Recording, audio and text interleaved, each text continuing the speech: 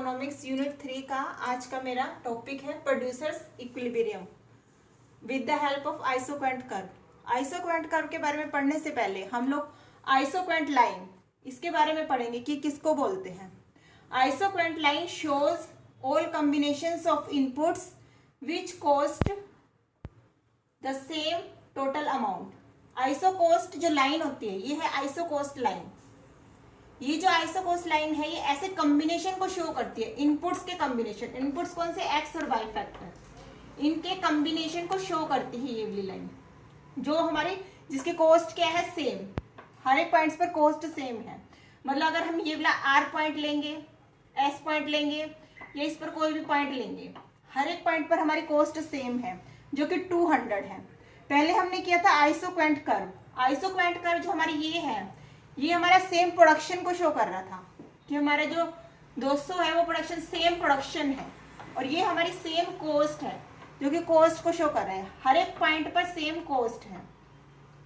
अगर हम OR factor का यूज करते हैं, सिर्फ Y फैक्टर का, फैक्टर Y का यूज करते हैं तो हमारी कॉस्ट कितनी है? 200। अगर हम फैक्टर X का यूज कर रहे हैं तो हमारी ये वाली कॉस्ट पूरा बस फैक्टर X OS यूज कर रहे हैं तो हमारी कॉस्ट है 200। इस तरह से हम कोई भी कॉम्बिनेशन यूज कर सकते हैं। ये हमारे जैसे हमारा अब एक्सपेंडिचर है कॉस्ट, अगर हमारे पास 400 रुपीज है, 400 रुपीज, तो हम कितना फैक्टर यूज कर सकते हैं? ये वाला हमारे फैक्टर्स बढ़ गए क्योंकि हमारे पास रुपीज ज्यादा है। अगर हमारे पास ज्यादा, इससे भी ज्यादा हो 600 रुपीज, तो हम ज्यादा फैक्टर का यूज कर सकते हैं। ये वाला, ये हमारी है कॉस्ट लाइन। अब हमें प्रोडक्शन इक्विलिब्रियम को शो करने के लिए हमें ये पढ़ना पड़ेगा कि स्लोप क्या है। स्लोप का यूज करेंगे हम लोग प्रोडक्शन इक्विलिब्रियम को समझने के लिए। तो ये स्लोप को कैसे पढ़ेंगे? OS जो है वो किसके बराबर है? ये हमारा फैक्टर की क्वांटिटी है, तो ये हमारा है 200 डिवाइड बाई प्राइस। हमारे पास 200 रुपीज है और हमारा जो फैक्टर का प्राइस है, मान लो वो कुछ भी है, 4 है या 5 है, कुछ भी है, 4 है मान लो, तो हम 50 फैक्टर यूज कर सकते हैं एक्स के। इसी प्रकार अगर हमारे पास 200 रुपीज है और हमारा इसका प्राइस क्या है? 5। इसका जो प्राइस है फैक्टर वाई का प्राइस हमारा 5 है, तो हम 40 फैक्टर यूज कर सकते हैं। 40 फैक्टर और किसके बराबर है? 40 के बराबर। इस तरह से तो हमारा स्लोप क्या है? RS। जो हमारा RS स्लोप है वो किसके बराबर है? OR divide by OS। OR हमारा किसके इक्वल है? इसके इक्वल है 200 डिवाइड बाय PY, और हमारा OS किसके इक्वल है? इसके इक्वल 200 डिवाइड बाय PX, इसका प्राइस। अगर हम इसको ऐसे सॉल्व कर सकते हैं तो हमारा क्या निकल जाएगा? Price of X factor divide by price of Y factor. इसका मतलब हमारा जो स्लोप है RS वो किसके बराबर है? प्राइस ऑफ X और प्राइस ऑफ Y। इसके बाद जब हमें प्रोड्यूसर का इक्विलिब्रियम चाहिए, मतलब वो कितना प्रोडक्शन करेगा और कितने वो पैसे, कितना वो मनी स्पेंड करेगा, तो इसके लिए हमारे पास 2 सॉल्यूशंस है। सबसे फर्स्ट है minimising cost when output is given, और सेकंड है मैक्सिमाइजिंग प्रोडक्शन या output when cost is given. इसको हम डिटेल में पढ़ेंगे। प्रोड्यूसर के इक्विलिब्रियम के लिए हमें 2 सॉल्यूशंस है हमारे पास। सबसे फर्स्ट है minimising cost when output is given. Output का क्या मतलब है? ये वाला आउटपुट IP का हमारा आउटपुट कितना है? 200। मान लो हमें प्रोडक्शन कितने का करना है? 200 का। 200 हमें दिया हुआ है, आउटपुट इज गिवन 200 आउटपुट हमें ये दिया हुआ है, और हमारे पास कॉस्ट क्या है? इसमें से ये हमारी कॉस्ट है 4 लाइन्स हमारी कॉस्ट है। हम इसमें से कौन सी कॉस्ट चूज करें?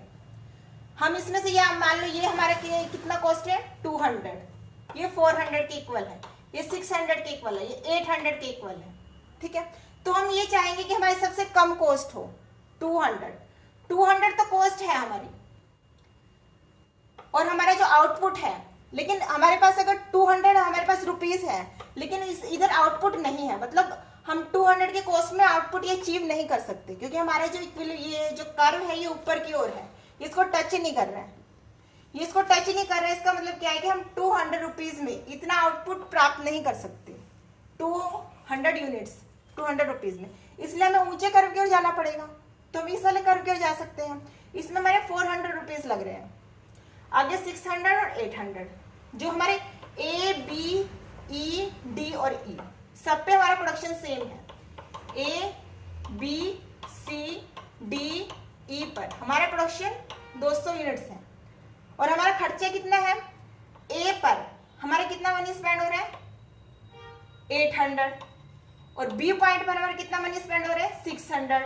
और सी पॉइंट पर हमारा 800 और डी पॉइंट पर हमारा 600 और ई पॉइंट पर हमारा कितना प्रोडक्शन, कितना मनी स्पेंड हो रहा है? 400।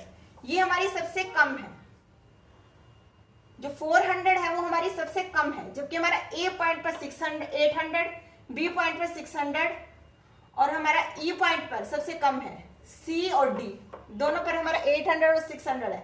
सबसे कम रुपीज स्पेंड हो रहे हैं 400 ई पर। इसलिए हमें 200 इकाइयों का प्रोडक्शन करने के लिए हमें कितने मनी स्पेंड करनी पड़ेगी? 400।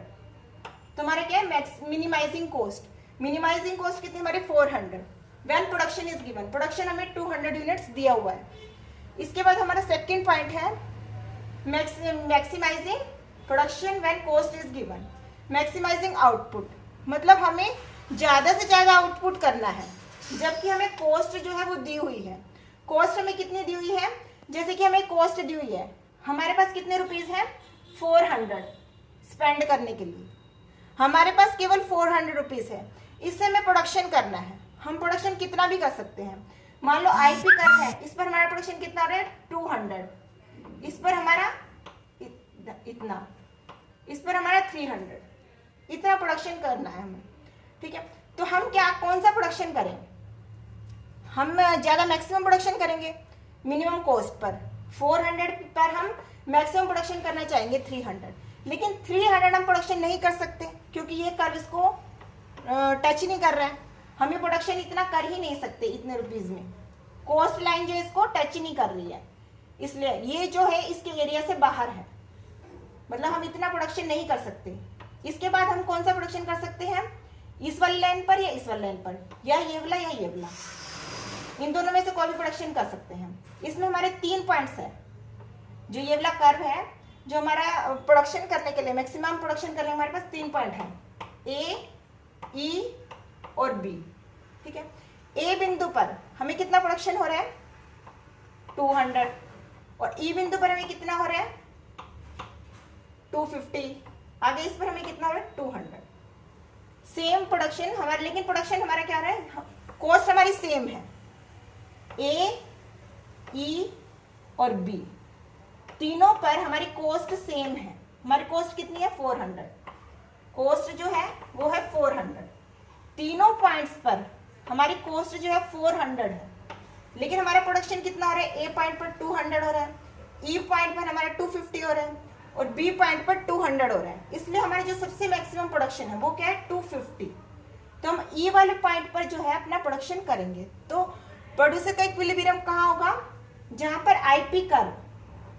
आईपी कर्व जो है वो कॉस्ट लाइन को टच करता है।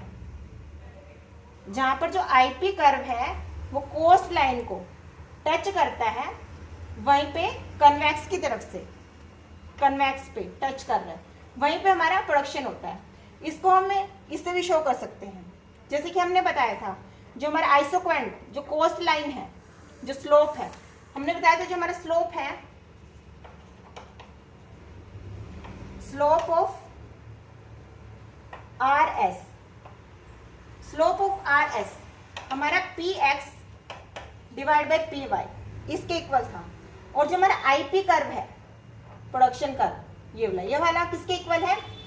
ये वाला MP X, marginal productivity of X, marginal productivity of Y. जब ये दोनों इक्वल हो जाते हैं, मतलब कॉस्ट लाइन का और ये आईपी कर्व का दोनों इक्वल हो जाते हैं, हमारे इक्वल हो जाते हैं, वहां पर प्रोड्यूसर का इक्विलिब्रियम होता है। अभी मेरा टॉपिक है expansion path. Expansion, what is expansion path? Optimum combination of factors used by firm to produce different levels of output is called expansion path. मतलब ऑप्टिमम कॉम्बिनेशन, जो अच्छे से अच्छा कॉम्बिनेशन हो, किसका? फैक्टर एक्स और वाई का। मतलब ऐसा कॉम्बिनेशन होना चाहिए जिसमें हमारा मैक्सिमम आउटपुट हो और मिनिमम कॉस्ट हो, ऐसा combination used by firm to produce different level of output. अगर वो अपना प्रोडक्शन बढ़ाता है, एक्सपेंशन करता है, एक्सपेंशन मतलब प्रोडक्शन बढ़ाना, अगर वो अपना प्रोडक्शन बढ़ाता है तो वो एक्स और वाई के कौन से कॉम्बिनेशन को चूज करता है, वही एक्सपेंशन पाथ कहलाता है। ठीक है, तो जैसे कि ये वाला है, जब हम यहाँ पर थे जैसे कि मैंने पहले बताया था कि प्रोड्यूसर का इक्विलिब्रियम कहाँ होता है, जहां पर जो टच करता है दोनों आईपी कर्व जो है वो कोस्ट लाइन को टच कर रहा है कन्वेक्स पे, वहां पे उसका इक्विलिब्रियम होता है। यहाँ पर अगर वो इसके बाद उसके पास वो एक्सपेंड करना चाहता है, ज्यादा प्रोडक्शन करना चाहता है, उसके पास जो है मनी ज्यादा है, वो मतलब प्रोडक्शन जो करना चाहता है, अपनी इंडस्ट्री को बढ़ाना चाहता है, तो वो कहाँ आ जाएगा R2 और S2 पर, और यहाँ पर इसका बिंदु क्या आ जाएगा E2। इसके बाद अगर वो और ज्यादा एक्सपेंड करना चाहता है, और ज्यादा मनी जो है अपनी इंडस्ट्री में लगाना चाहता है, और ज्यादा प्रोडक्शन, तो वो E3 कॉम्बिनेशन को चूज करेगा। मतलब फैक्टर X इतना, फैक्टर Y इतना और फैक्टर X इतना कॉम्बिनेशन X का और इतना कॉम्बिनेशन Y का चूज करेगा वो। इसके बाद अगर वो और ज्यादा एक्सपेंड करना चाहता है तो वो E4 इस वाले पॉइंट को चूज करेगा। मतलब वो इतना जो है फैक्टर Y और यहाँ पर इतना जो है वो फैक्टर X, इसको चूज करेगा। और जो इन सब डॉट्स को मिलाकर, इन सब पॉइंट्स को मिलाकर जो लाइन आती है उसी को बोलते हैं एक्सपेंशन पाथ।